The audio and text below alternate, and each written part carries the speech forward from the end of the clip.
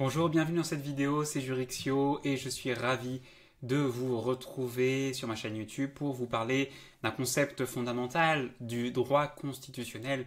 On va bien évidemment parler du concept de démocratie.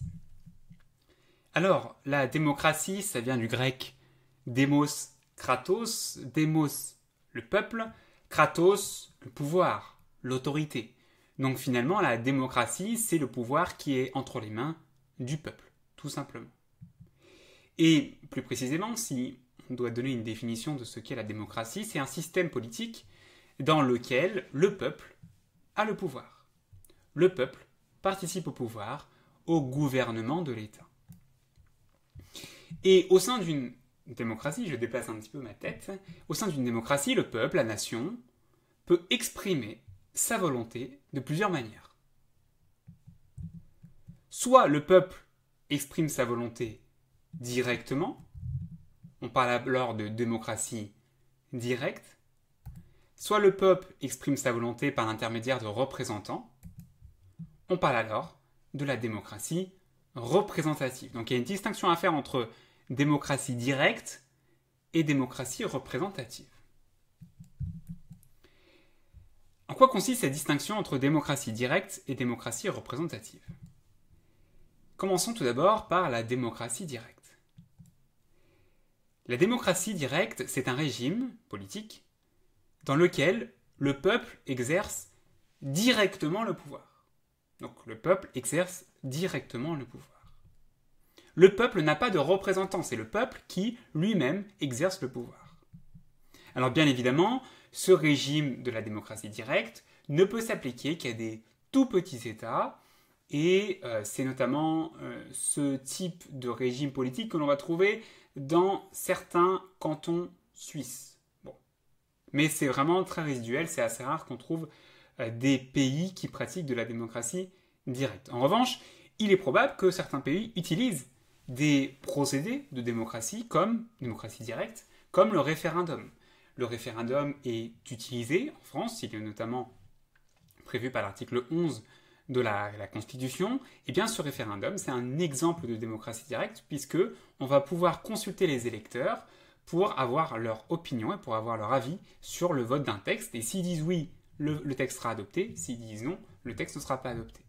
Donc le référendum, on va consulter directement les citoyens pour connaître leur point de vue. Et la démocratie directe, eh bien, va de pair avec l'idée de souveraineté populaire.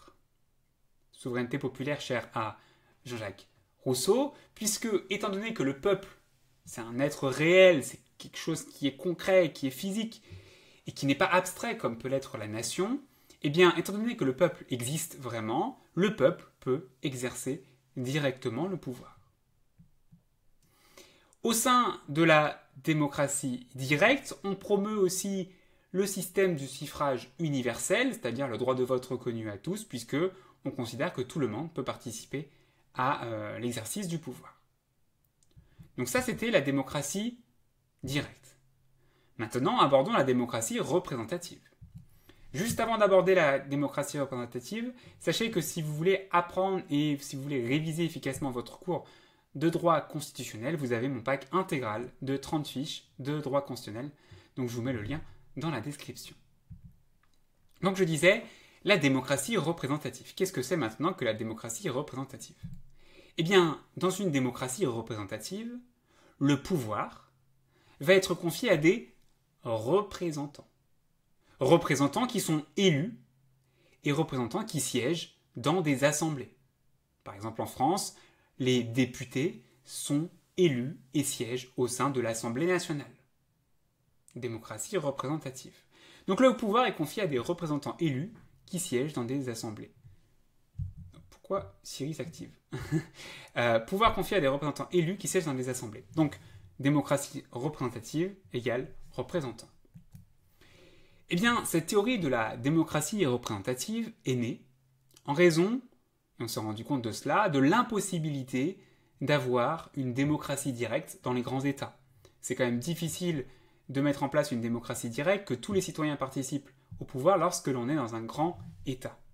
C'est pour ça que donc on s'est développé l'idée de démocratie représentative. Et cette démocratie représentative va plutôt avec l'idée de souveraineté nationale, chère à l'abbé Sieyès, eh bien, puisque dans la souveraineté nationale, il faut des représentants pour exprimer la volonté de la nation. La nation, c'est quelque chose d'abstrait, c'est quelque chose de théorique finalement, et pour exprimer la volonté de cette nation, il va falloir des représentants. Et c'est pour ça que l'on applique la théorie de la démocratie représentative. Dans la démocratie représentative, le suffrage, il peut être restreint, c'est-à-dire qu'on peut le réserver à une certaine catégorie de personnes, mais pas forcément. Le suffrage peut aussi être universel, et en France, par exemple, le suffrage est universel pour de nombreuses élections. Suffrage universel pour toutes les élections même, et suffrage universel direct pour la majorité des élections.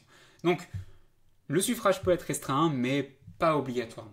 Donc, on a parlé de la distinction entre démocratie directe et démocratie représentative. C'est vraiment très important de bien comprendre cette distinction entre les deux.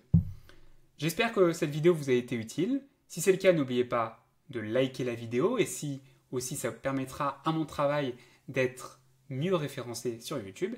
Et puis également, n'hésitez pas à vous abonner à ma chaîne pour d'autres vidéos de droit constitutionnel. On se dit à la prochaine. Salut!